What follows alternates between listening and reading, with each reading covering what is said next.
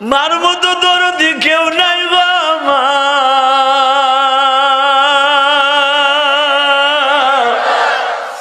এই যে বড় বড় অফিসার হয় দেখো, পুলিশ ভাইরা বড় বড় এসআই হয়, বড় বড় ওসি হয়, দেখো এদের ব্যাকগ্রাউন্ড টান দিয়া দেখো অধিকাংশ গরিবের পোলা। পোস্টিং হওয়ার আগে, প্রমোশন হওয়ার আগে মার কাছে যাইয়া বসে, মা দোয়া কইরো আজকে পরীক্ষা দিতে যাচ্ছি, প্রমোশন হবে। মা যায় না, মাঝে বসে দোয়া করে, আল্লাহ আমার জাদুরে তুমি বড় অফিসার বানায়ো। দুনিয়ায় মায়ের চাইতে বড় ওলি দুনিয়ায় নাই গো বাবা। আমার নবীর সুন্দর চরিত্র যদি গঠন করতে চাও, নিজের চরিত্রকে মা বাবার সামনে দেখায় দাও। আমার বিশ্ব নবী বললেন, হুমা জান্নাতুকা ওয়া নারুকা ইন্নাকা লাআলা খুলুকিন আযীম। আমি নবী যেরকম মা বাবার খেদমত করতে বললাম, মা বাবার খেদমত যারা করবা, আল্লাহর জান্নাতের প্রথম ক্লাসে তোমরা থাকবা। বাজানরা, আমি আপনাদের সামনে একটা ঘটনা বলেই বিদায় নিব। মা বাপরে কেন মারবা, মা বাপরে কেন বাদ দিবা না? মায়ের মতো দরদি এই জগতে হয় না। শীতের মৌসুমে দেখো সবাই আরামে ঘুমায়, তোমার মা তোমার শীতানে বৈশাখ কাঁদে। এই শীতের মধ্যে তুমি ঘুমাও, তোমার মা পায়খানা প্রস্রাবের বিছানা, তোমার পায়খানা প্রস্রাবের খেতা বালিশ মা নামিয়া খালের মধ্যে পরিষ্কার করে। কথা ঠিক না বেঠিক? যুবক ভাইরা, আমি বলে দিয়ে যাই, মা বাপরে ভাত দিতে চাও না, এমন একদিন আসবে তোমার সন্তানও তোমারে ভাত দিবে না। যেদিন তুমি দুনিয়া ছাড়ার আগে হবে বেঈমান হইয়া দুনিয়া ছাড়বা। সদরঘাটের তীরে একটা যুবক মায়ের জন্য দুইটা কাপড় কিনিয়া, দুই জোড়া স্যান্ডেল কিনিয়া বোনের জন্য সদরঘাটতে লঞ্চে উঠছে। বাবা, শরীয়তপুর সখীপুর বাড়ি ছিল। আমি মাঝে মাঝে ওয়াজটা করি, ইউটিউবের ভিতরে শুই না, তোমরা কানছো। আজকে এখানে আসার পরে কয়েকটা যুবক পোড়াধার থেকে আসছে, তারা আমার কাছে রিকোয়েস্ট করছে, হুজুর আপনার এই ওয়াজ শুনে আমরা কানছি, আপনি একটু প্র্যাকটিক্যাল ওয়াজটা করবেন। যুবক, ভালো করে বোঝার চেষ্টা করো, মা যে কত সন্তানের দরদি বুঝাই দিয়ে যায়। প্র্যাকটিক্যাল। এই যুবকটা যখন মায়ের জন্য কাপড় কিনিয়া স্যান্ডেল কিনিয়া লঞ্চে উঠছে, আজ থেকে ৩-৪ বছর আগে চাঁদপুরের ঠোঁটায় একটা লঞ্চ ডুবছিল। ৩০০-র উপরে যাত্রী লইয়া লঞ্চটা যখন ডুববে, 15 মিনিট আগে মার কাছে ফোন দিছে, মা মা গো মা, মা গো চাঁদপুরের ঠোঁটায় আছি, নদীর ভিতরে ঝড় উঠে গেছে, মনে হয় লঞ্চটা ডুবে যাবে গো মা, মা তুমি আমারে মাফ করে দিও। যুবক রে, মা যে কত দরদি। ইলিয়াসুর রহমান জিহাদের বুকটা ফারিয়া দেখ, তার মায়ের জন্য কত ব্যথা। দুনিয়ায় মায়ের দোয়া ছাড়া কেউ বড় অফিসার হতে পারে না, আল্লাহর ওলি হতে পারে না। দুনিয়ায় যত সম্মানিত ব্যক্তি দেখো, অধিকাংশ মায়ের দোয়ার খাতিরে হইছে। এ ভাইজান রে, যুবক যখন রিং দিছে, মা লঞ্চটা মনে হয় ঝড়ের কবলে পড়ছে, ডুবে যাবে, মা তুমি দোয়া কইরো। মা দুঃখিনী একটা দৌড় দিয়ে মেঘনা নদীর ভিতরে ঝাঁপ দিছে। ও মালিক,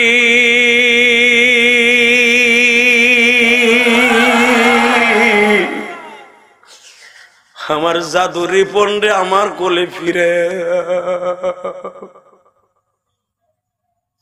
তুমি যখন ঢাকায় চাকরি করে ট্রেনে উঠছো, শুনতে পাইছো আজকে ট্রেনে ট্রাকের সাথে সংঘর্ষ করে ট্রেন উল্টে গেছে।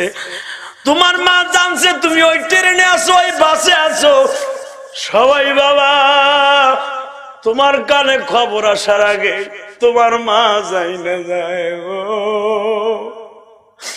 মা যাই না।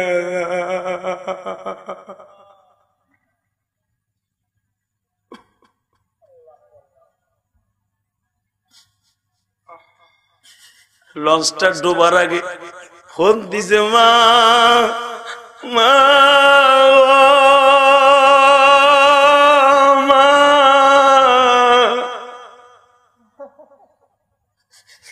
লঞ্চটা যদি ডুইবে যায় গো মা,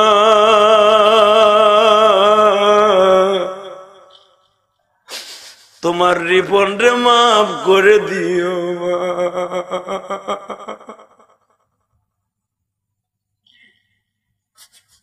রিপনের মা মোবাইলটারে আছার দিয়ে ফেলাই দিয়া একটা দৌড় দিয়া চাঁদপুরের ঠোঁটায় সখীপুর যদি যেয়ে থাকেন আপনারা বুঝবেন, ফেরির থেকে লাফ দিয়া মানুষদেরকে বলে একবার বলো আমার জাদু করলো।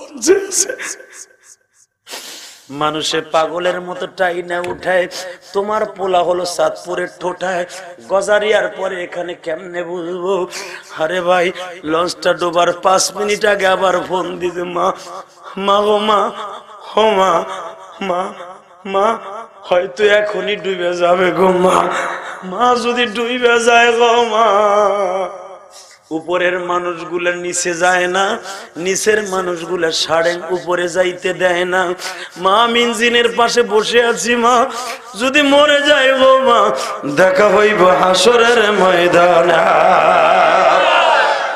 এ দাড়িবাগা বাবা, তোমার মা কবরে আছে কেমনে আমি জানি না।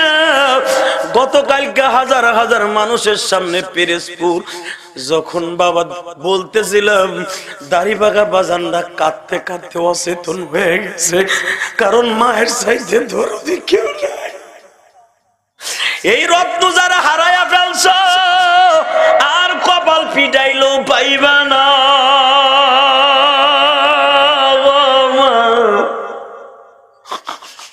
বাজান রে, দুনিয়ায় একটা মাত্র চেহারা আছে, একবার তাকাইলে 10 লাখ টাকা দামের কবুল হজের সওয়াব হয়ে যায়।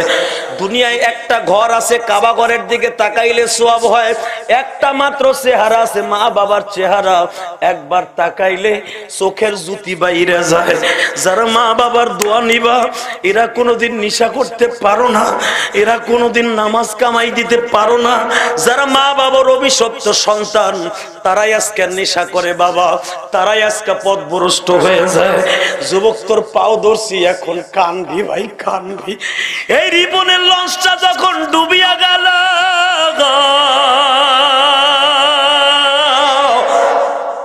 মা সখীপুরের থেকে লাফ দিয়া আবার নদীর মধ্যে নামছে। আমার র‍্যাব ভাইরা, পুলিশ ভাইরা 4 দিন পরে রিপনের লাশটা লয়ে সখীপুর আসছে। তো আমিও দেখে জানছি, আজকে তোমাদেরকে বলে গেলাম, রিপনের কথা শুনে তুমিও কাঁদবা। কে বলছে তুমি আল্লাহর ওলি হইবা না? এ জীবনে একটা দিনের চোখের পানি যদি কবুল হয়, আমার আল্লাহ তোমার এই ময়দান থেকে ওলি বানায় দিতে পারে বাবা। হাত দুইটা এইভাবে উঁচা করে আমার মৌলারে আল্লাহ বলে একটা ডাক দাও, ডাক দাও, ডাক দাও, ডাক দাও, ডাক দাও, ডাক দাও। নিজের হাতে বান্দা তুমি বানায়া কেমনে দি কোন কাঁদবাও আমি জানি না। আমার মতো কে মা হারাইয়া ফেলছ, মা ও মা, কত কষ্ট মায়েরে দিছি, ওই মা কবরে কষ্ট পাবে আমার কারণে। এটা হতে পারে না গো। সন্তান যখন দুনিয়ায় পাপের কাজ করে, সুদ ঘুষ খায়, নামাজ কামাই দেয়, মা বাবা কবরে পিটানি খায় কেন জানো? এমন সন্তান বানায় আসছোস যেই সন্তানের কারণে আজকে মানুষ নাপাক হয়ে যাচ্ছে। এই জন্য গুনার কথা ছেড়ে দিয়ে এখন কানবা গো বাবা।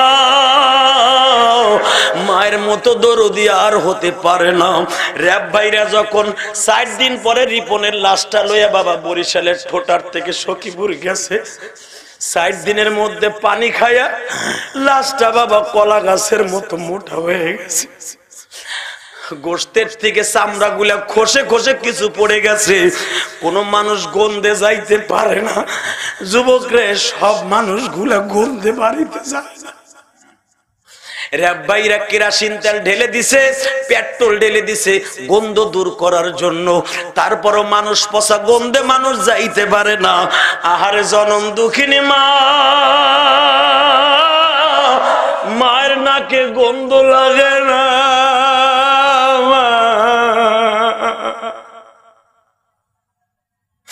পচা লাস্টারে জড়ায় ধরে কামদার গরি বন্ডে বাবা,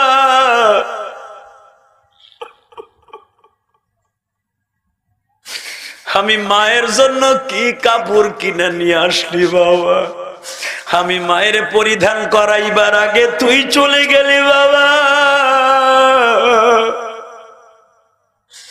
মা সন্তানের পচা লাশটা বুকিনে এমন জোরে চিৎকার দিছে, মায়ের এই শাহরগটা ভারিয়া বাবা মা চিরদিনের জন্য পাগল হয়ে গেছে।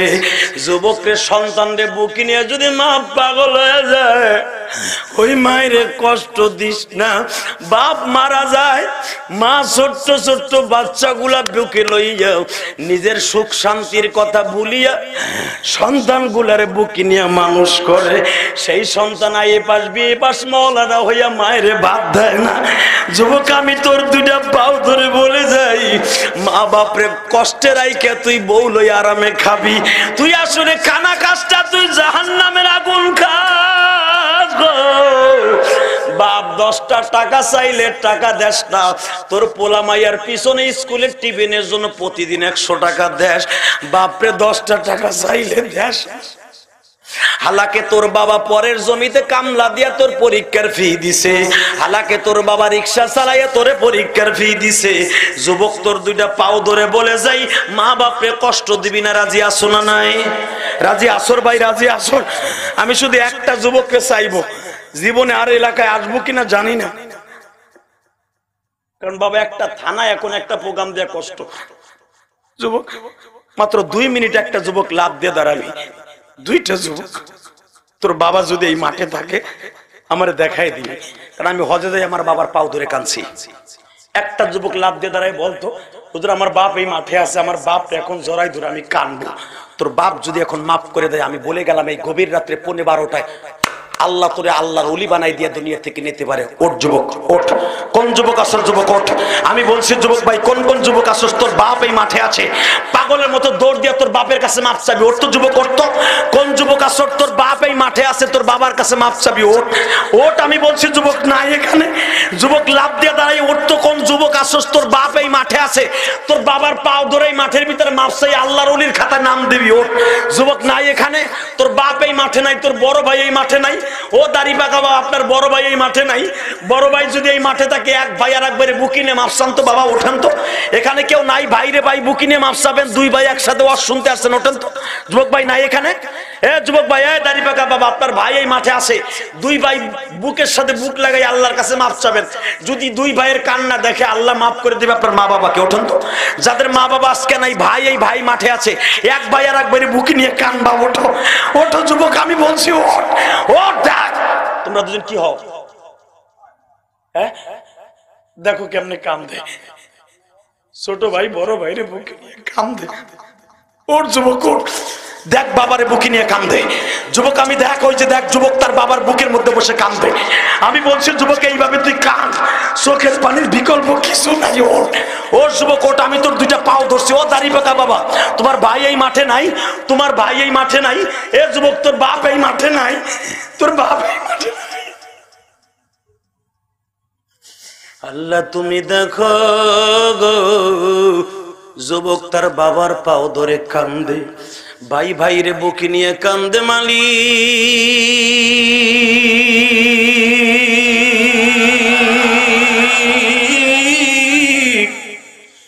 তুমি কেমনে মাপ না করে পারবা?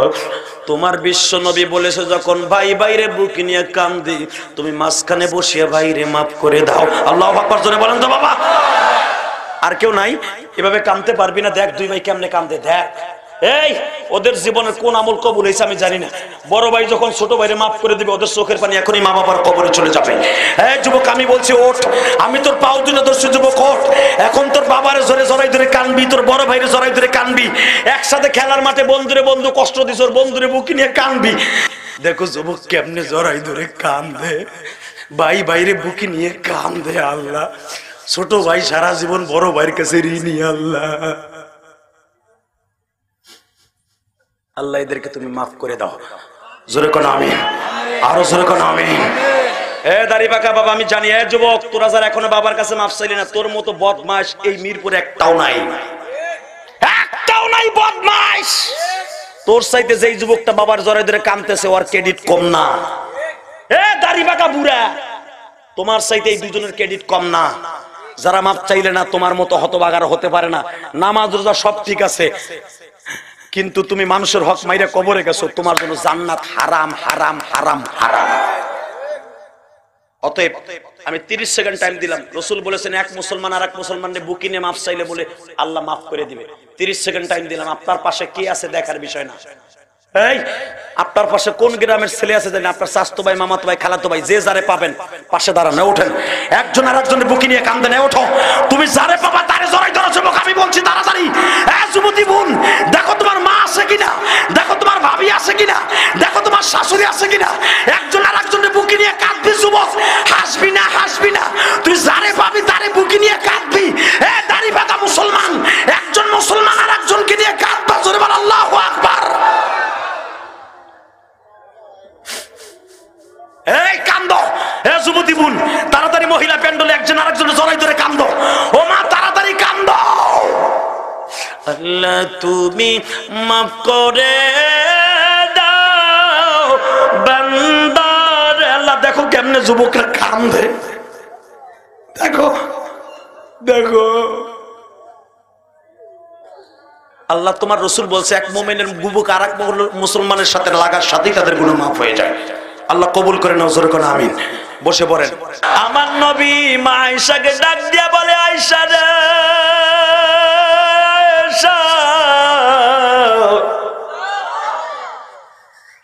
তোমার বয়স এখন 18 বছর, আমি তোমার 6 বছর বয়সে বিয়ে করছি, তুমি 9 বছর বয়সে আমার ঘরে আসছো।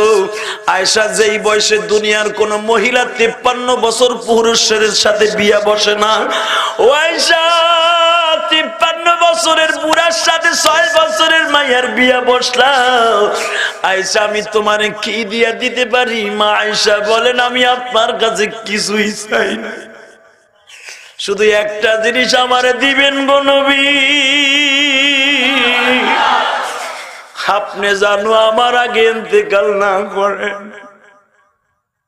আল্লাহর একটু বুঝায় এখন, আপনি আমার আগে যেন মৃত্যুবরণ না করেন। আপনি মরে গেলে আমি বাঁচবো না। আমার নবী বলে, আয়েশা রে, এই কথা তুমি ফেরত নাও গো আয়েশা। দুনিয়ায় আসার সিরিয়াল আছে, যাবার সিরিয়াল নাই গো আয়েশা।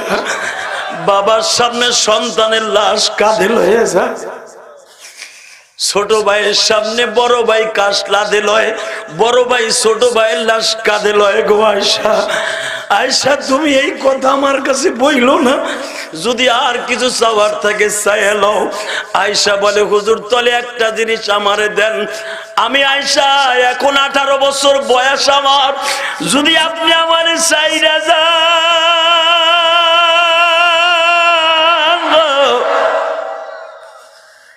আপনি আমার ঘরের মধ্যে কবর নিবেন। নবী বলেন, কি জন্য তুমি তোমার ঘরে আমারে রাখতে চাও?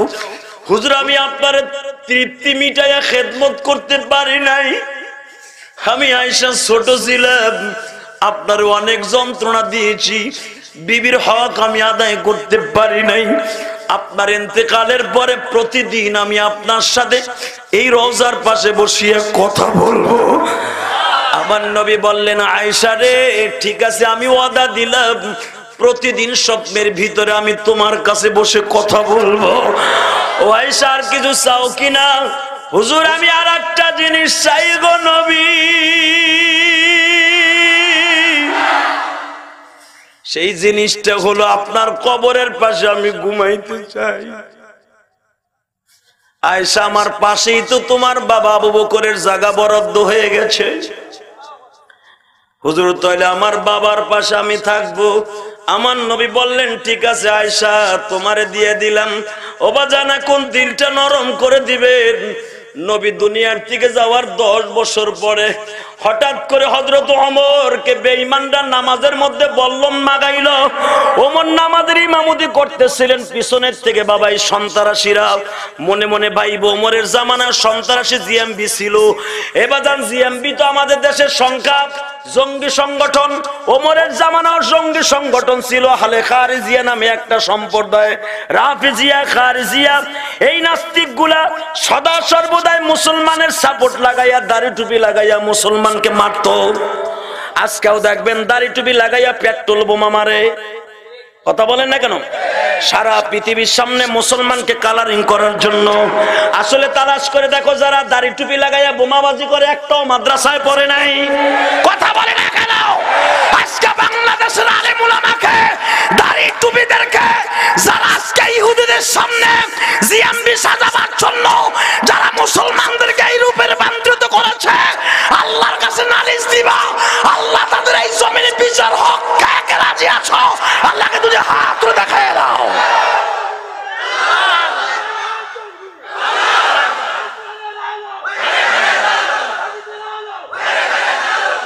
এই নামধারী কিছু বাংলা বা ইংরেজি ভাই আছে, এরা জীবনে মাদ্রাসায় পড়ে নাই।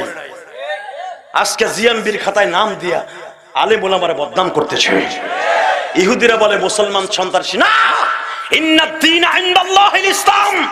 মুসলমান হলো পৃথিবীর সর্বশ্রেষ্ঠ আল্লাহর চয়েসকৃত ধর্ম, লাইককৃত ধর্ম।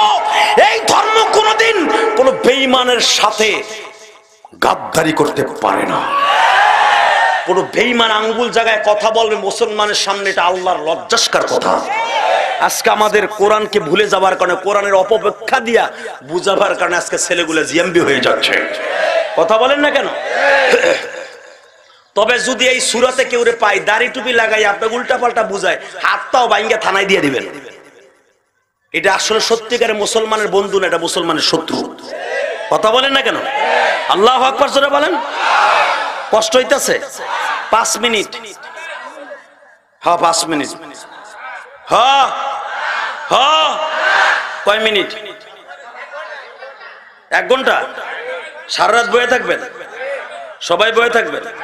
আল্লাহকে হাত উঠাই দেখান তো কে কে থাকবেন না। আমি বলছি কে কে থাকবেন না, সবাই উঠে হেলাইছে। ঠিকই আছে, আপনিও থাকবেন না, আমিও থাকবো না। আর মাত্র 10 মিনিট কথা বলবে ইনশা বাজান রে। হযরত মা আয়েশা সিদ্দিকার জায়গাটা আমার নবী বরাদ্দ দিয়ে গেলেন। এই খামোশ।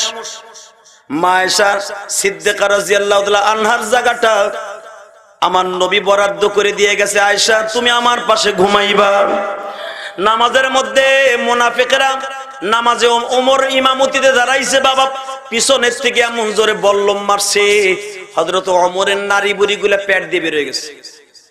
নামাজের মধ্যে ডাক দিছে, ওমর আমার পিছনের থেকে কে আক্রমণ করছে, এই ব্যক্তির ধরতে যাইও না। রাসূলের রওজার পাশে বসে আমারে মারলো, আমার চাইতে সৌভাগ্যবান আর কে আছে? তবে একটা কথা বলে দিয়ে যাই, তার ছেলে আব্দুল্লাহকে বলে আমারে কে মারলো, এই লোকটারে খোঁজার দরকার নাই, এই লোকটার বিচার আল্লাহ করব। তবে আব্দুল্লাহ শোন, কি এখন চিল্লা পাল্লার দরকার নাই, আমি একটু পরেই আমি চলে যাব আল্লাহর কাছে। যদি জীবনে ইন্নাকা লাআলা খুলুকিন আযীম, নবীর উৎকৃষ্টতম চরিত্রের একটা চরিত্র যদি আমার মধ্যে থাকে, এই চরিত্রটা উল্লেখ করে মা আয়েশার ঘরের কাছে যা। মারহাবা বলবেন না বাজান? এখন দিলটা নরম করবেন। আব্দুল্লাহ বলে বাবা গো, তোমার নারী বুড়িগুলা গামছা দিয়ে বাদ দিছি, নারী যতই বাদ দিতে চাই পেটের থেকে ঠেলে বের হয়ে যায়।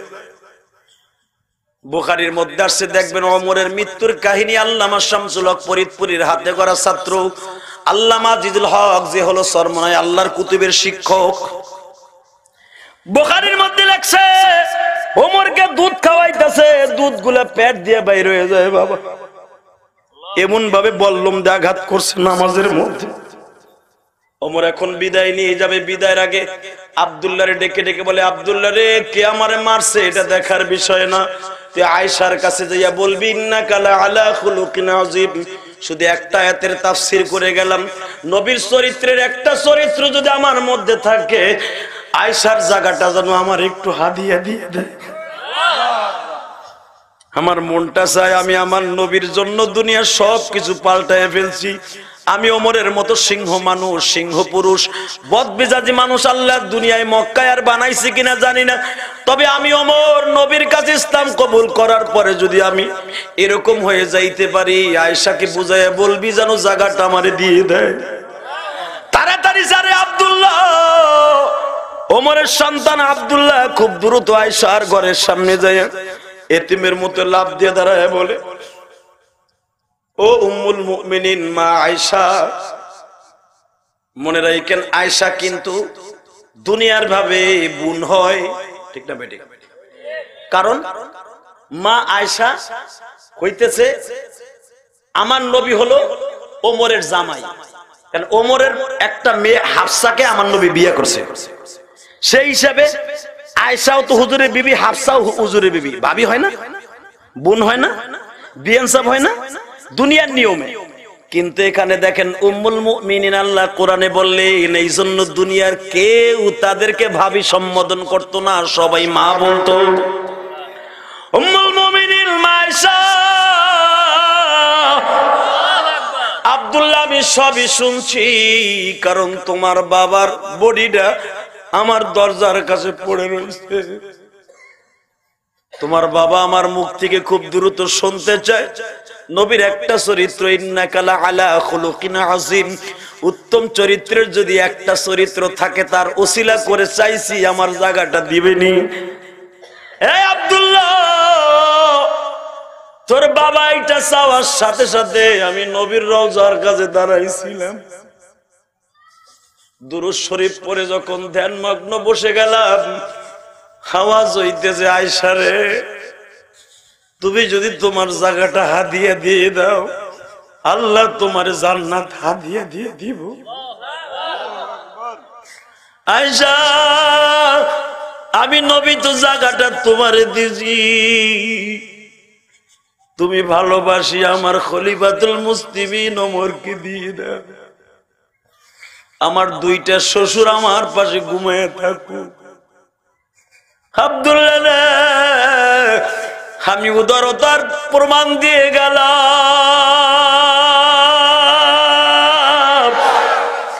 নবীর উত্তম চরিত্র শুধু তোমার বাবার মধ্যে না, আমার মধ্যেও আছে।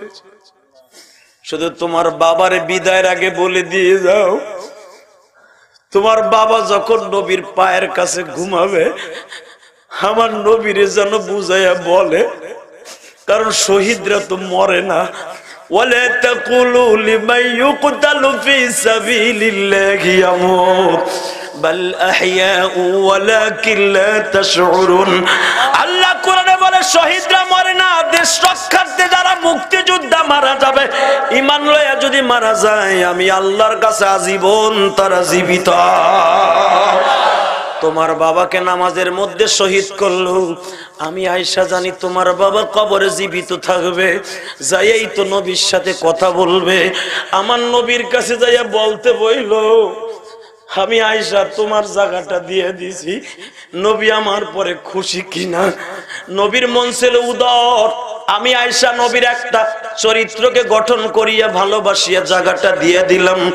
এ বাজার, যখন ওমর ইবনে খাত্তাব শুনতে পাইলেন আয়েশা বলতাছে আমার জায়গাটা দিয়ে দিলাম হাদিয়া, ওমর আসমানের দিকে তাকায় বলে, আল্লাহ যে আমারে তার নিজের জায়গা দিয়ে দিল, আল্লাহ তুমি তার জান্নাতের উত্তম বালাখানা দান করে দিও।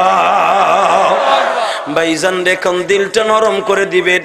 ওমরের চরিত্র কি ছিল, এখন নবীর চরিত্র হওয়ার কারণে কি হয়ে যায়, যখন ওমরকে কাফন পরাইয়া কবরের কাছে রেখে আসলো, এই তো বাজানরে আজকে হজ করে আসছি, গত মাসের 20 তারিখ আসছি, বাজানরে যদি 20 তারিখ হয়, আজকে 1 মাস 3 দিন হলো মক্কা মদিনার থেকে আসছি। এখনো পর্যন্ত 40 দিন পর্যন্ত হাজীদের দোয়া কবুল হয়। ও বাবা, 40 দিন শেষ হয় না, 1 মাস 3 দিন হয়েছে। আমি আপনাদেরকে নিয়ে মোনাজাতের আগে বলবো, আল্লাহ ধনী হোক গরিব হোক, একটাবার মক্কা মদিনায় লয়ে যাই ভাই। ও বাজান, আমি নবীর রওজার থেকে বিদায় নিব গো বাবা। যারা হজ করছেন তাদের বুঝতে সুবিধা হইব। নবীর রওজার প্রথম ছিদ্রর কাছে দাঁড়ায় যখন বলবেন আসসালাতু ওয়াসসালামু আলাইকা ইয়া রাসূলুল্লাহ, আমার নবীর প্রথম পায়ের কাছে দাঁড়ায় সালাম দিচ্ছেন। দ্বিতীয় আবু বকর ওমরের কাছে দাঁড়ায় সালাম দিলেন।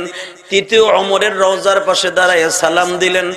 বাবা শেষ সালাম যেদিন দিয়ে আসবো, আমি গুনাহগার নবীর রওজার পাশে দাঁড়াইলাম, যে দরজা দিয়া জিবরাইল মানুষের বেশে 40 বার নবীর সাথে কথা বলছে, যেই দরজা দিয়ে আমার বিশ্ব নবী বের হয়ে কবরস্থানে যাইতো, আমি গুনাহগার ওই দরজার কাছে দাঁড়াইয়া হাত তুললাম। আমার সাথে অনেক হাজিরা ছিল, কারণ মক্কায় যাইয়াও শান্তি নাই বাবা, যে দেখে সে বাংলার আমার চিনে ফেলে। হুজুর আপনি ইলিয়াস রহমান জিহাদি না? ইউটিউবের এত বক্ত হুজুর আপনার অর্শনে কান দি, আপনি মদিনায় আইছেন, হুজুর আমাকে একটু দোয়া করেন না, আপনার সাথে একটু দোয়া করে যাই। বাজানরে যখন শেষ সালাম দিলাম, আমারে দেখেই তো অনেকে চিনে ফেলছে। আমি অনেকে চিনে ফেলতে পেতে আমি রুমাল মাথায় দিয়ে থাকতাম, রুমাল দিয়ে ঢেকে রাখতাম। এ বাবা আজকে যখন শেষ সালাম দিয়ে বের হব, অনেক হাজিরা জড়ো হয়ে গেল। হুজুর আপনি তো আজকে বাংলাদেশে চলে যাবেন, আমাদের জন্য একটু দোয়া করে যান। বাজান আমি যখন শেষ সালাম দিয়ে হাতটা তুললাম, মনে পড়ে গেল হযরত ওমরের কথা। ওমর যেদিন শহীদ হয়ে যাবে, নবীর রওজার পাশে দাঁড়ায় আখিরি সালাম দিয়া বলে, নবী গো, আমি ওমর যদি জীবনের একটা সুন্নাতকে পালন করে থাকি, এর উসিলায় নবী আপনি আমার সুপারিশ করবেন। আমি আপনাদের জন্য দোয়া করে যাই, যাদের মধ্যে আমার নবীর সুন্নাত বিদ্যমান থাকবে, ইন্নাকা লা আলা খুলুকিন আয়াতটা থাকবে, আল্লাহ তাদেরকে বিশ্ব নবীর সাথে হাসর করে দিবা। যুবক ভাইরা, দুনিয়া থাকার জায়গা না, চলে যাইতেই হবে। হযরত ওমরকে যখন কবরের পাশে শোয়াইবার আগে ওমর বলেছিলেন, ইন্তেকালের আগে,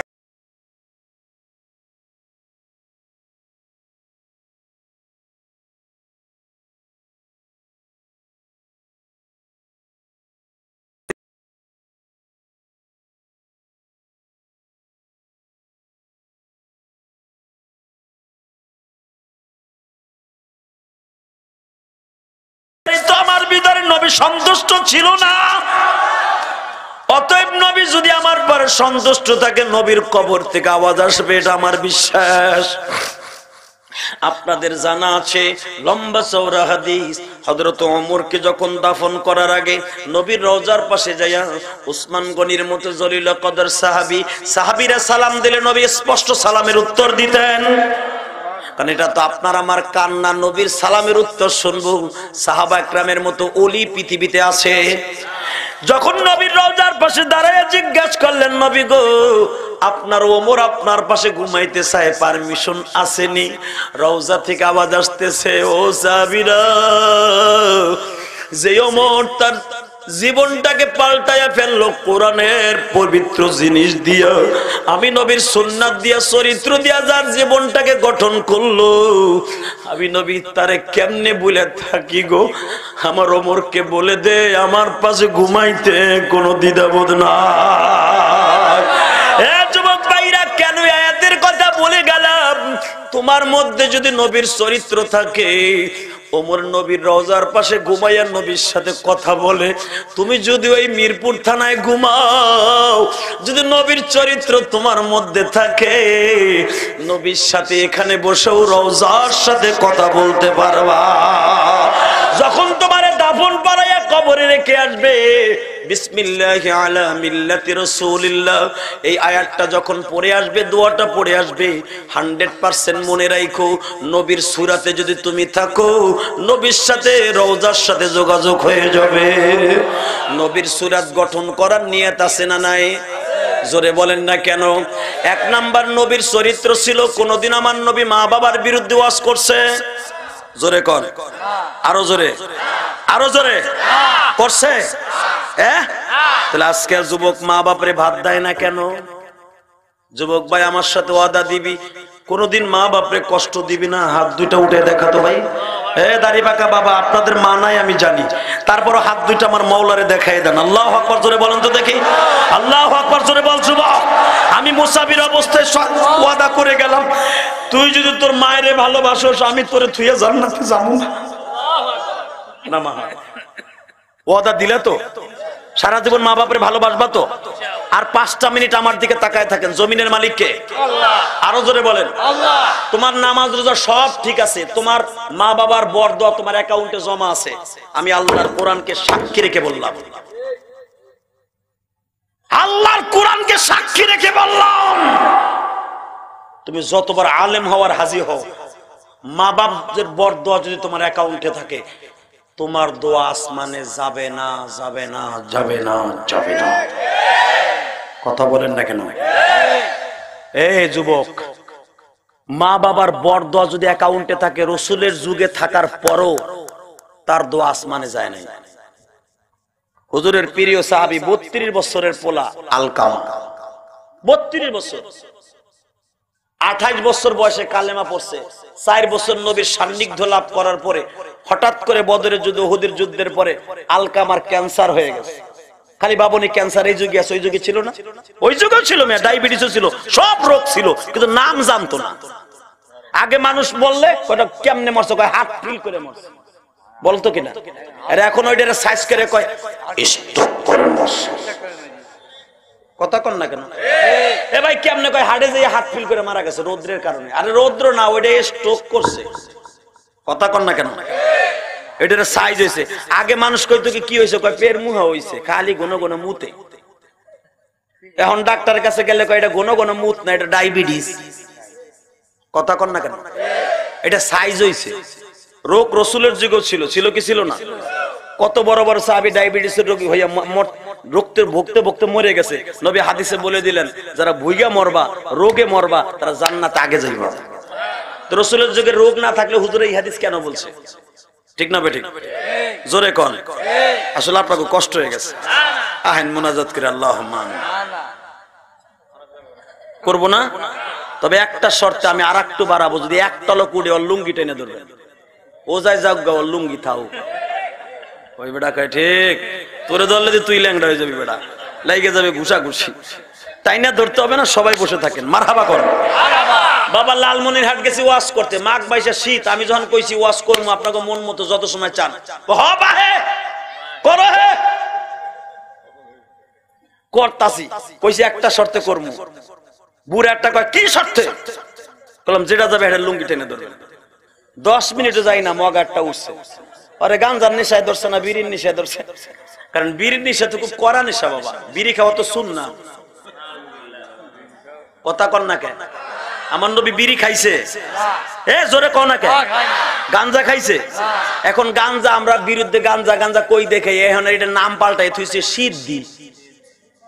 এটা খাইলো হয় বলে বুদ্ধি। নাউজুবিল্লাহ কইলেন না? গাঞ্জা খোর জান্নাতে যাবে? গাঞ্জা খাইয়া যে বোর হক, মা বাবার হক, বাবা খাইয়া ইয়াবা খাইয়া মা বাবার হক নষ্ট করে, ও সত্যিকারে মুসলমান না। কথা কন না কেন? এই রেল স্টেশনের পাশ দিয়ে দেখবেন প্রতি মাগরিবের পরে একদল আল্লাহর ওলি আছে, 8-10 জন এমনি খালি বানায়। আর বেশি যদি মশলা হল করতে চান, মাজারের কাছে যাবেন, যাই দেখবেন আল্লাহর ওলিরা বয়ে বয়ে সিদ্ধি বানায় এমনি। এটা খাওয়া কি হালাল না হারাম? আল্লাহ যারা আসতে কবে হাগো গাল বেহা করে দিবা। বিড়ি খাওয়া হালাল না হারাম? বিড়ি করে গালের তে কি এর গন্ধ কয় দেখেন তো? এই তো কয় তামাকের গন্ধ। তামাক তো পানালারাও খায়। ওইটারে মেডিসিন দিয়ে সাইজ করছে, বিদায় হয়ে গেছে জর্দা। ওইটার আবার ওই কাগজের মধ্যে বইটা টানতে দিয়েছে, এই লেগে হয়েছে বিড়ি। কথা কন না কেন? হে মুসলমানের পোলা, তামাক 2 শ্রেণী বানাইয়া জর্দা বানাই খাইলে হারাম হয় না, আর ওইটারে টাইনা ধুমা বানাই খাইলে কি আরাম হয়। বিড়ি করে গেলে আস্তা পাট আর মুতের গন্ধ কয়। কথা কন না কেন? আমার সাথে উত্তর দিবেন, বিড়ি খাওয়া হালাল না হারাম? হারাম। খাইতে বড় আরাম। আল্লাহ মাফ করুক, জোরে কোন আমিন। বিড়ি যারা খাইবেন বাবা, একটা সবচেয়ে বড় ক্ষতি হবে কি জানেন? আপনার হাতটা নষ্ট হয়ে যাবে, আপনার কাছে ফেরেশতা থাকবো না, আর ফেরেশতা না থাকলে আপনার কালেমা নসিব হইব না বাবা। অতএব এইটা খাওয়া বাদ দেন। আমি বলবো না আপনি একসাথে বাদ দেন, আস্তে আস্তে বাদ দেন। জোরে কোন মারহাবা, আল্লাহ কবুল করুক। বিড়িখোর নিশাখোর দেখবেন মা বাপরে ধরে মারে, মারে কি মারে না? নিশার টাকা দিলে মায়েরে খুন করে, বাবারে খুন করে। বাবার টাকা, পকেটের টাকা নেশা করার জন্য চুরি করতে করতে সে একদিন বড় টুন্ডা বাবুল কালা মাসুদ হয়, কালা জাহাঙ্গীর হয়, বড় গুন্ডা হয়। পুলিশ বাইরেইতেও পারে না, কিছু কইতেও পারে না। আবার বড় লিডার হলে এক এমপির আন্ডারে চলে যায়, সে তখন হয়ে যায় অলরাউন্ডার। হালাকে ওরে ঘুষে কালা জাহাঙ্গীর আমি দেখছি ইন্ডিয়ায়। এক ঘুষি দিলে একটা পুলিশে যদি ওরে তল ফেটে একটা ঘুষি দেয় আমার দেশের পুলিশ, ও 3 দিন লাটিমের মতো ঘুরবো। গাঞ্জা খাইতে খাইতে কালা জাহাঙ্গীরের চোখের মধ্যে এত বড় গদ হয়ে গেছে। হেইডার নাম শুনলে অলরাউন্ডার বিশ্বাস করেন প্রশাসন শুদ্ধ কাফে। ওই দেশে বসে এই দেশে লাটিম ঘুরায়। টুন্ডা বাবুল এলাকায় মুরগি চুরি কইরা মানুষ হাত বাইরে ভাঙ্গে থুয়ে দিছে, হে ঢাকা যায় বড় মস্তন হয়েছে টুন্ডা বাবুল। এক হাত নাই, হে কত বড় অলরাউন্ডার আপনি কল্পনা করতে পারবেন না। সে 32 তলার উপরে বৈশা বলে দেয় অমুকরে ফাইনাল কর, 3 মিনিটে ফাইনাল। হালাকে ওর এইটা নাই, ও চালাইতে পারে না, আর একজনের দিয়ে চালায়। এখন বড় অলরাউন্ডার। নাউজুবিল্লাহ বলে না কেন? পুলিশ ভাইদের হাতের নাগার দিয়ে ঘরে কিছু করতে পারে না, তার মামার খুঁড়ে জোর। মনে রাখো বাবা, যা কিছু করো কে দেখতাছে? যে যে জিনিস নিয়ে ঘুরবা তার মরণ সেইভাবেই হবে। এই যে ক্রস ফায়ারে পুলিশে যে কুত্তার মতো মাইরা ফেলায়, তো আর্মি ভাইরা কেন ফেলায়? তো এরকম অনেক মায়ের মতো ফেলাইছে। তবে ভাইজান আমার কথার উত্তর দিবেন, এই জমিনের মালিক যিনি, আল্লাহ সব দেখতাছেন। যুবক ভাইরা, যার সাথে মা বাবার দোয়া থাকবে এই মানুষটারে ক্রস ফায়ার দিলেও মরবে না। আমি ইলিয়াসুর রহমান জিহাদি মা 12 বছর বয়সে হারাইছি। যুবক ভাই, মায়ের কষ্ট বুকে নিয়ে বড় হইছি। গোপালগঞ্জের জমিনে আমার মা ঘুমাই রইছে। 12 বছর বয়সে যখন আমি মা হারাই, আমার মা জীবনের শেষ কথা বললো, ইলিয়াস রে তুই যদি আলেম হস গো বাবা, আমি মা তোরে দুধের দাবি ছাইরা দিব, আমি মা তোরে মাফ করে দিব। তুই আমারে একটা ওয়াদা দে, তুই জীবনে কোনোদিন মাদ্রাসা ছাড়িস না। ও ভাইজান, আমার ক্লাস ফ্রেন্ড ছিল বাংলাদেশের চিত্র জগতের রোমান্টিক নায়ক শাকিব খান। আমরা একই বংশের সন্তান, একই স্কুলের ছাত্র। এ ভাইরা, আমার মা জানতো সঙ্গ দোষেও নষ্ট হয়ে যাবে। আমার জনম দুঃখিনী মা আমার সাথে ওয়াদা করাইতেছিল, বাবা তুই যদি আলেম হস গো বাবা, আমি মা তোরে দুধের দাবি ছাইরে দিব। আমি আমার মায়ের কথা বিশ্বাস করি নাই। একদিন আমার কথায় আপনারা দাওয়াত দিয়ে নিয়ে আসবেন, আমার কথা শুনে কাঁদবেন। যুবক যারা মায়ের কথা শুনে জীবনকে সুন্দরভাবে গঠন করবি, বাইজিদ বুস্তামির মুতলি হয়ে যাবি। আর এখানে আসার পর একটা ছেলে গত 2 বছর আগে আমার ওয়াজ শুনছিল, সে তার মা অসুস্থ, আমার 100 টাকা হাদিয়া দিয়ে দোয়া চাইছে। আলেমুল আমার কাছে সবাই দোয়া চাইতে পারে না। এবং একটা ছেলে এখানে প্রথমে আইসা ছোট্ট একটা বাচ্চা নিয়ে আইসা দেখছেন আমার কাছে দোয়া চেয়ে গেছে কোলে নিয়ে। আমি সবার জন্য দোয়া করি। আলেমুল আমার সাথে সবাই মুসাফা করে হাদিয়া দিতে পারে না। আমি আপনাদের কাছে হাদিয়ার মুখাফিক্কি নয়, শুধু বলতে চাই উলামা একরাম এই এলাকায় যাদের আছে তাদের সাথে আপনি মুসাফা করে হাদিয়া দিবেন। আমার বিশ্বনবী বলেছেন, কোন সাহাবী আমার সাথে খালি হাতে কোনোদিন মুসাফা করে নাই। হাদিয়া হলো পৃথিবীর সর্বশ্রেষ্ঠ সুন্নাত। অতএব মেহেরবানি করে যারা আমার কাছে দোয়া চাইছে আল্লাহ তাদের কবুল করে। বিশেষ করে হাসান, যে ছেলেটা মালয়েশিয়া থাকে, ও আমাকে আনার পিছনে যে কত মেহনত করছে আমি জানি। অতএব আমি দোয়া করি আল্লাহ হাসানকে তুমি ভালো রাখো। বিশেষ করে যেই হাসানের বাসায় আজকে সেই জোহরের পরে এসে এই পর্যন্ত রেস্ট নিলাম, ওর ভাবি, ওর মা, ওর আত্মীয় স্বজন আমারে পাক করে খাওয়াইছে। আল্লাহ তুমি বরকত দান করো। আলেমুল আমার সবাই পাক করে খাওয়াইয়া দোয়া নিতে পারে না। আল্লাহ তুমি বিশেষ করে যুবকদেরকে কবুল করে নিও, এদের জানে মালে বরকত দিও, হালাল রুজির ব্যবস্থা করে দিও। যারা আমার বইটা কিনছে আল্লাহ অন্তত একটা হাদিস পড়লে এর উসিলে আমার মাকে মাফ করে দিও। সবাই ভালো থাকেন, সুস্থ থাকেন। আমার পরে কোনো রাগ নাই তো? হ্যাঁ, কষ্ট নিছেন? আপনাদের বকছি, তবে আমি একটা উপকার করে গেছি, বাপরে সন্তানের বুকের সাথে মিলাই দিয়ে গেছি, যা পৃথিবীর মেম্বার, চেয়ারম্যান, এমপি পর্যন্ত পারবে না। ঠিক না বেঠিক? যেটা পুলিশও পারে না সেটা কোরআনের আগুন দিয়া দিলটারে গালাইয়া আপনাদেরকে মিলাই দিয়ে গেলাম। বেঁচে থাকলে হয়তো আবার দেখা হবে, মরে গেলে দেখা হবে হাসরের মাঠে। এবার আমি আসতে চাইছিলাম না। হ্যাঁ,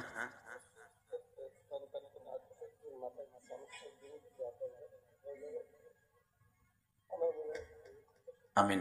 আল্লাহর এক বান্দা আমাকে হাদিয়া দিয়ে দোয়া চাই, তার সন্তান মাদ্রাসায় পড়ে। আল্লাহ তুমি তার সন্তানকে কবুল করো, আমার সাথে বড় আলেম বানাই দিও।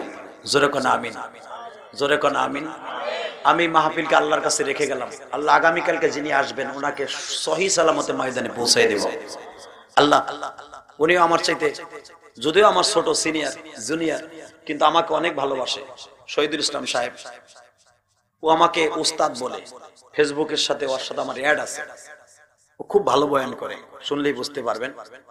একটা সরমনে আল্লাহর কুতুবের মুরিদ, দ্বিতীয় নম্বরে খুব আমলি কথা বলে। ও আমাকে অনেক ভালোবাসে, সেই হিসেবে দাওয়াত দিয়ে গেলাম। আগামীকালকে ইনশাল্লাহ কেউ বাসায় থাকবেন না, 1 জন নিয়ে আসবেন ইনশাল্লাহ। রাজি আছেন তো? আল্লাহ আপনাদের সবাইকে ভালো রাখুক, সুস্থ রাখুক। আসলে এই কমিটি আমার লাস্টের দিক চাইছিল, কিন্তু আমি তো লাস্টের দিকে ভাইজান আমার খালি নাই, আগেই বুক হয়ে গেছে। তো যাই হোক, যেভাবে যেদিন আসছে আপনারা যেভাবে আসছেন, অনেক দূর দূরান্ত থেকে আমার যুবক ভাইরা আসছে। অনেক যুবক আমার হাদিয়া দিয়ে দোয়া চাইছে, সবার জন্য দোয়া করি। বিশেষ করে এই ছেলেটা, আমি এখানে আসার পরে অনেক খেদমত আমার করছে। আল্লাহ ওর একটা চাকরির ব্যবস্থা করে দাও, আল্লাহ ওর মনের আশা পুরো করে দাও। অনেক কষ্ট করে লেখাপড়া করছে, যদি এখন ভালো চাকরি না পায় কেমনে তোমার খেদমত করবে? পকেটে পয়সা না থাকলে তার কোনো কিছু ঠিক থাকে না। অতএব দোয়া করি আল্লাহর একটা ভালো চাকরির ব্যবস্থা করে দাও। এর ওরা যদি চাকরি পাইয়া ভালো চাকরি করে 100% ওরা দিনের রাস্তায় খরচ করবে। এই যে হাসান মালয়েশিয়ার থেকে দেখেন এত কষ্টের টাকা পাঠিয়ে দেয়, কত কষ্ট করে যে পয়সা কামায়, এটা আমি সচক্ষে দেখে আসছি। এই হাসান যে কত কষ্ট করে মালয়েশিয়া পয়সা কামায়, এটা আমি সচক্ষে দেখে আসছি। সেই ফজরের রক্ত উঠে যায়, আর সে কত রাত হলে আসে ওভারটাইম করে। এই কষ্টের পয়সাগুলো দিয়ে মাহফিল চালায়। আল্লাহ সবাইরে ভালো রাখো, সুস্থ রাখো। আসেন আমরা একসাথে মুসাফা করে বিদায় নেব ইনশাআল্লাহ। সবাই ভালো থাকেন, সুস্থ থাকেন, এই আশা ব্যক্ত করে বিদায়ের মাধ্যমে। আর আমার এই ওয়াজটা কিন্তু আজকে ভিডিও হয়েছে। যে মিডিয়া, এই যে আপনারা আমার ওয়াজ ইউটিউবে শুনেন, যেই মিডিয়া আমার ওয়াজ ছাড়ে তার ভিতরে একটা মিডিয়া আসছে, মোহাম্মদিয়া মিডিয়া। এ কিন্তু আমার জুমার মসজিদের বয়ানগুলোও ছাড়ে, আলহামদুলিল্লাহ বলেন। বাংলাদেশের কোন বক্তার মসজিদে জুমার নামাজের 8টা-10টা মিডিয়া যায় না, আমার মসজিদে যায়। তার ভিতরে মোহাম্মদিয়া একটা। ইনশাআল্লাহ মিডিয়া আপনাদের এই ওয়াজ ধারণ করছে। আপনি মোহাম্মদিয়া দিয়া ইউটিউবে সার্চ দিলে এই ওয়াজটা আজকে পেয়ে যাবেন। আপনি দেখবেন কানতাছেন, কে কারে জড়াই ধরে কানছেন, সব মিডিয়া ক্যামেরার মধ্যে রয়ে গেছে। আপনি মারা যাবেন, কিয়ামত পর্যন্ত এই ওয়াজ দুনিয়ায় থাকবে। এই দুনিয়ায় বঙ্গবন্ধু চলে গেছে, প্রেসিডেন্ট জিয়াউর রহমান চলে গেছে, তাদের ভাষণ এখন আছে না নাই? দুনিয়া যদি মেকানাইজেশন করে এগুলো রাখা যাইতে পারে, তা আপনার চোখের পানি এটা ইউটিউবে থাকবে না? আপনি মরে গেলেও এটা থাকবে ইনশাআল্লাহ। বাজে কোনো জিনিস না দেখে ওয়াজ দেখো।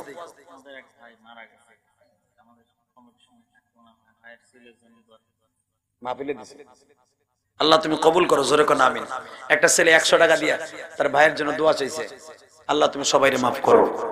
সবাই ভালো থাকেন, সুস্থ থাকেন। কোন কথা আছে মুনাজাত করে দেব না, কেউ কথা বলবে? তাড়াতাড়ি বলেন। আল্লাহুম্মা আমিন। ربنا ظلمنا انفسنا وان لم تغفر لنا وترحمنا لنكونن من الخاسرين اللهم اغفر لنا ولوالدينا رب ارحمهما كما ربياني صغيرا জমিনের মালিক রে,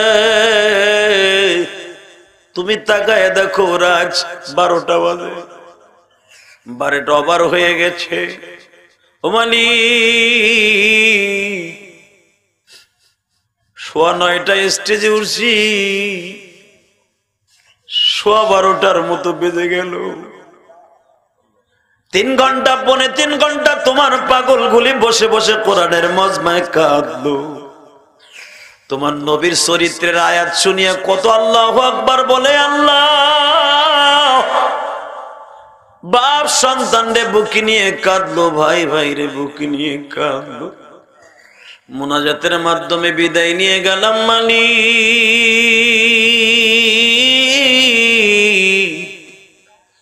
আমার প্রশাসনের ভাইরাই 3 ঘন্টা পর্যন্ত বসে রইল।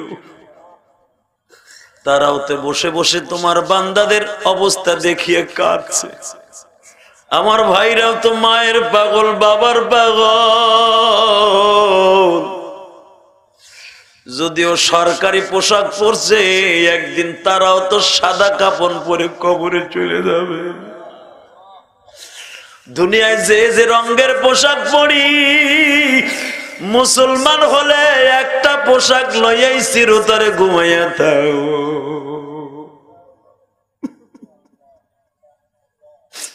কারো পোশাক পাঞ্জাবির পোশাক, কারো পোশাক খাকি পোশাক, কারো পোশাক বিভিন্ন রং বেরঙের পোশাক।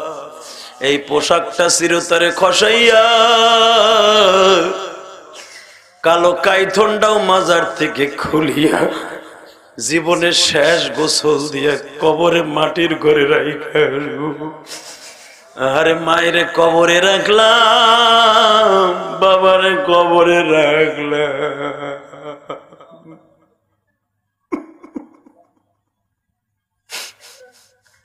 রব্বুল আলামিন তুমি তাকায়া দেখা,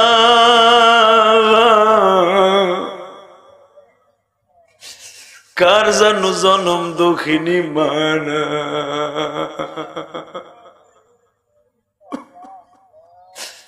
আমার মতো কে জানো মা বলে ডাকতে পারে না।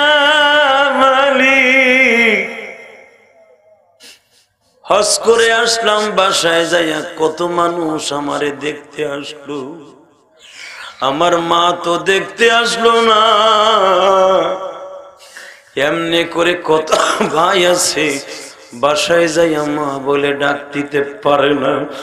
মেহেরবানি করে আমার ভাইদের মাকে মাফ করে দাও গো আল্লাহ, কবরটা জান্নাতের বাগান বানিয়ে দাও আল্লাহ। এই মাসের 11 তারিখ যে অ্যাক্সিডেন্ট করছিলাম, হয়তো কবরে চলে যাইতাম, হয়তো তোমার পাগলদেরকে আমার ওসিলায় কাদা ভাবিলাই এখনো বাঁচায় রাখছো আল্লাহ। মাহফিলে বসে যারা কাঁদছে তাদের মাফ করে দাও, তাদের বাবা মাকে মাফ করে দাও, তাদের কবরগুলো জান্নাতের বাগান বানিয়ে দাও।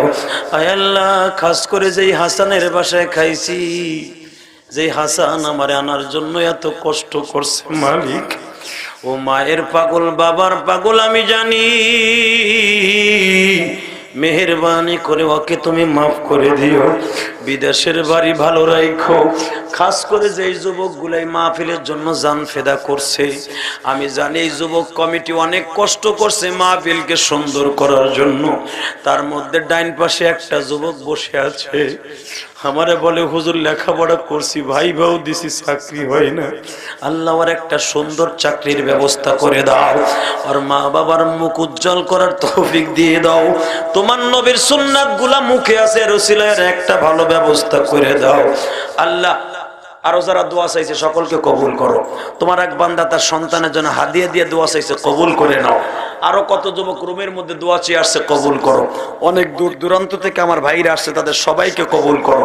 আমার মা বোনরা আল্লাহ চাতক পাখির মতো মাইকের আওয়াজের দিকে তাকিয়ে আছে, আমার মা বোনদেরকে কবুল করো আল্লাহ। স্বামীর খেদমত করার তৌফিক দাও, শাশুড়ির খেদমত করার তৌফিক দাও, ছেলে সন্তানগুলোকে নেককার বানিয়ে দাও আল্লাহ। আমার মা বোনদেরকে মা ফাতেমার সাথে হাসর করে দিও, আমার মা বোনদের পর্দানিশী বানিয়ে দাও, তাদের গর্ভ থেকে যে সন্তান আসবে ওমর ইবনে খাত্তাবের মতো বানিয়ে দাও।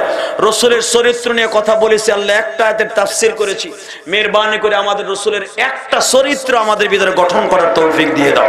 5 ওয়াক্ত নামাজি বানিয়ে দাও, নিশা মুক্ত সমাজকে গঠন করার তৌফিক দাও, সুদ মুক্ত সমাজকে গঠন করো, যাকাতওয়ালা জিন্দেগি গঠন করার তৌফিক দাও আল্লাহ। আমাদের দেশটা সত্য দেশ, এই দেশের বলে আল্লাহ রহমত বর্ষিত করো, খাস রহমত বর্ষিত করো আল্লাহ। আমাদের দেশটাকে সুন্দর করে দাও, হিংসা মারামারি, হিংসা বগসকে কেনাকে দূর করে দাও। মালাকুল মউত যেদিন পাঠাইবা এই জবান থেকে জারি করে দিবা লা ইলাহা ইল্লাল্লাহু। টাকাগুলো নাও।